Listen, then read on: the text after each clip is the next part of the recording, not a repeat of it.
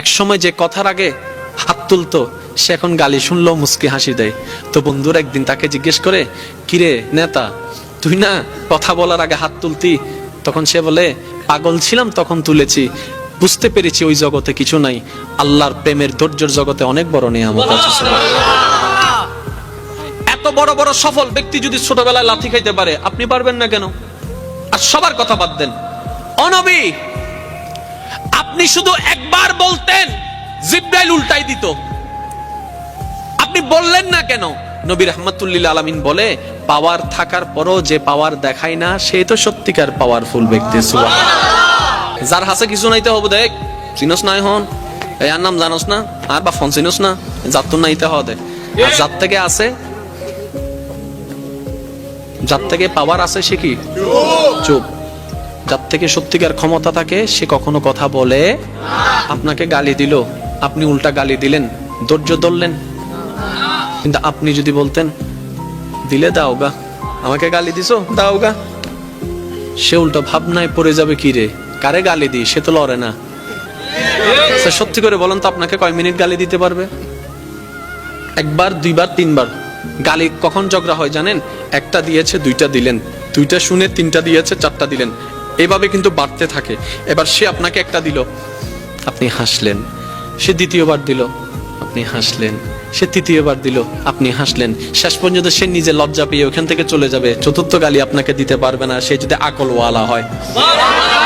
আর আপনি আমি বোকামি করি কি, এই কি হইছ তুই আরে মারি দি, মারি দন করে পুলিশ আইরা আরো ধরিলে যার গুই, তা হইলাম না আয় তো ন দিতে দিয়ে দে, ওদের মাঝি হনে ওদের আয়, ওদের তুই চল। আমি কি বুঝাতে পারছি কথা? আফটার অল আমরা নিজেরাই নিজেদের ক্ষতি করছি। যদি আমরা ইসলামের ফর্মুলা গুলাকে একটু ঠান্ডা মাথায় মাথায় বসাইতে পারি, সফলতা আপনার কাছে, সফলতা আপনার কাছে। আপনি কি দরকার আপনার? আমি প্রায় সময় বলি, আজকেও বলছি, কি দরকার আপনার যেটা আপনার রবের কাছে নাই? এমন একটা জিনিস দেখান আপনার দরকার যেটা আপনার রবের কাছে নাই, আপনার রব দিতে পারে না। আপনি বলবেন যে না, এমন কোন আমার চাওয়া নাই যেটা আমার রব পূরণ করতে পারবে না, আমার সমস্ত চাওয়া আমার রব পূরণ করতে পারে। তাহলে এবার এই কথাটা শুনে নেন, যেহেতু আপনার চাওয়া সব রবে পূরণ করতে পারে, আপনি রবের হয়ে যান না, রবের হয়ে যান না, রবের হয়ে যান না। কোরআনের ভাষায় বলতে গেলে সিবগাতাল্লাহ, আল্লাহর রঙে রঙিন হয়ে যান, আল্লাহর রঙে সেজে যান, আপনার কিছু কমতি হবে না।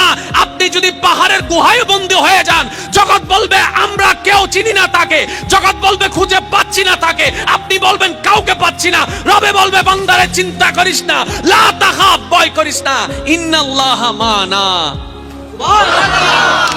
আপনার পক্ষ থেকে যেন কোনো অত্যাচার না হয়। বলেন, আপনার পক্ষ থেকে কোনো অত্যাচার?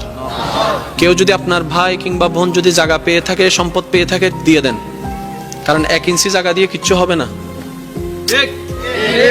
আল্লাহর ওয়াস্তে একটু বুঝেন, 1 ইঞ্চি জায়গা দিয়ে কিচ্ছু হয় নাই, কিচ্ছু হবেও না, কিন্তু হাসরে গেলে অনেক কিছু হয়ে যাবে ভাই। তো সুতরাং ওইখানে যাওয়ার আগে যত মামলা আছে এখান থেকে সব শেষ করে নেন, ঠিক না ভাই? ঠিক। কারণ আল্লাহর পাল্লায় পড়লে কিন্তু খবর আছে, আল্লাহর বিচারের পাল্লায় পড়লে খবর আছে। আর সবচেয়ে মজার কথা কি জানেন? কোন বান্দা যদি নিজে থেকে চায় আমি পরিবর্তন হব, সে ছেলে হোক কিংবা মেয়ে হোক, সে যদি অন্তর থেকে সে যদি এতটুক চায় আমি পরিবর্তন হব, আল্লাহ পাকও তাকে পরিবর্তন হওয়ার জন্য সাহায্য করেন। সুবহানাল্লাহ। কত বেনামাজ এখন নামাজি হয়েছে জানেন? সুবহানাল্লাহ। কত নামাজি এখন তাহাজ্জুদ ওয়ালা হয়েছে? সুবহানাল্লাহ। হাজার হাজার আছে। এক সময় নেশা করতো এমন ছেলে, এখন 5 ওয়াক্ত নামাজি হয়েছে এমনও আছে। সুইসাইড করতে গিয়ে ফেরত এসেছে।